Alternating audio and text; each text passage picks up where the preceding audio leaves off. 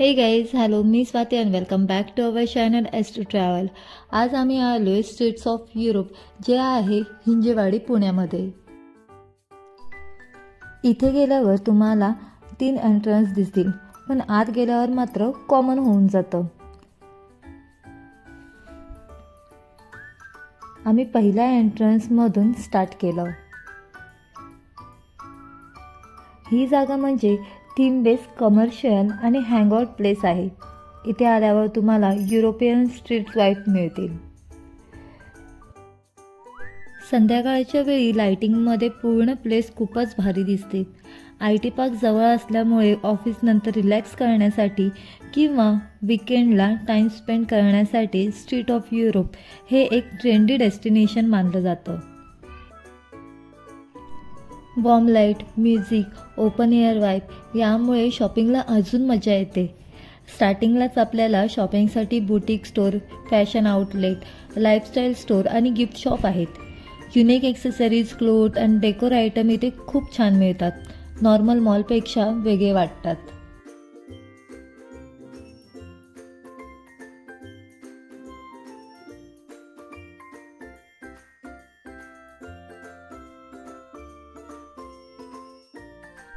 Street of Europe ही हिंजेवाडीमधलं एक unique theme based lifestyle destination आहे, जिथे तुम्हाला युरोपच्या फेमस स्ट्रीट्सचा फील येतो. इथले ॲम्बियन्स ही युरोपियन स्टाईलवर बेस आहे. Colourful building, classic balconies, artistic Windows, vintage street lamps आणि स्टोन फिनिश रोड यामुळे पूर्ण एरिया हा खूप भारी वाटतो. आता क्रिसमस येणार आहे म्हणून सांता कॅपने सजवलेलं होतं.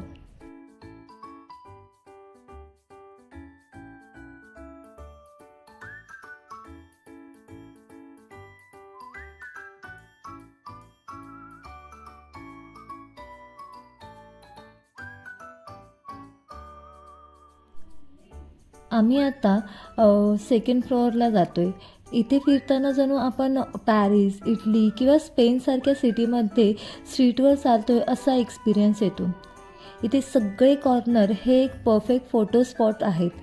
त्यामुळे pre wedding shoot, reel, vlog किंवा कॅज्युअल फोटोग्राफीसाठी हे ठिकाण खूप पॉप्युलर आहे.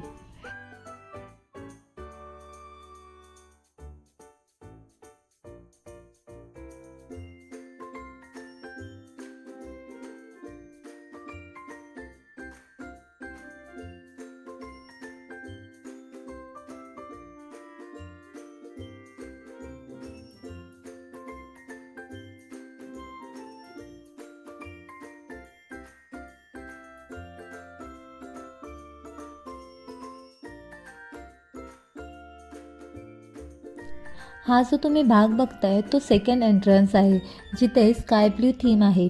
विंडोज, बाल्कनी, पक्ष्यांचा थवा, आकाशाचा हा ब्ल्यू कलर हे सगळं मस्त असं अट्रॅक्टिव्ह दिसत होतं.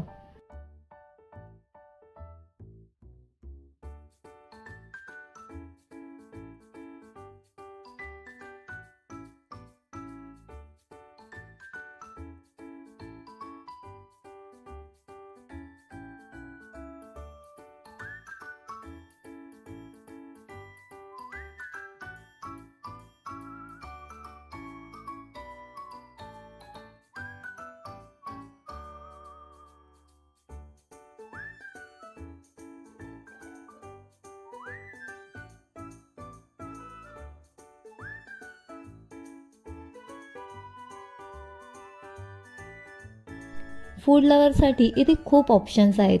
Cafes, fine dine restaurant, fast food joint, dessert cafe, bakery असे खूप option. Coffee, pizza, pasta, burger, mocktail, pastries, momos अशा व्हरायटीज तुम्हाला इथे मिळतील. हे ठिकाण फूड आणि कॉफी हब बनलं आहे. आउटडोअर सिटिंगमुळे युरोपियन कॅफे कल्चरची रिअल फील इथे मिळते.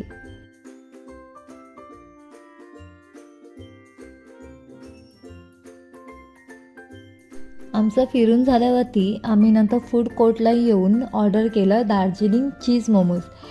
त्यासोबत कॉम्प्लिमेंटरी सूप आलेलं. वरून चीज, आउटर कोटिंग पातळ आणि आतले फिलिंग यामुळे मोमोज खूप छान लागत होते. पण माझं जेन्युइन रिव्ह्यू आहे की मला मोमोजपेक्षा सूप खूप भारी वाटलं. अगदी लास्ट सिपपर्यंत त्याला टेस्ट होती. नेक्स्ट टाईम गेली तर मोमोजपेक्षा मी सूप घेणं प्रेफर करेन. तुम्हाला ही प्लेस कशी वाटली हे कमेंट करून नक्की सांगा. आणि जर माझा हा व्हिडिओ आवडला असेल तर लाईक आणि शेअर करा. आणि जर सबस्क्राईब केलं नसेल तर सबस्क्राईब करा. या व्हिडिओमध्ये जागेसाठी काही प्रॉब्लेम नाही, पण जर तुम्ही संध्याकाळी जात असाल तर आम्हाला एक प्रॉब्लेम आला की रोडवर लाईट्स नाही. ज्यांना चालत जायचं असेल मला वाटतं त्यांना थोडाफार इश्यू येऊ शकतो.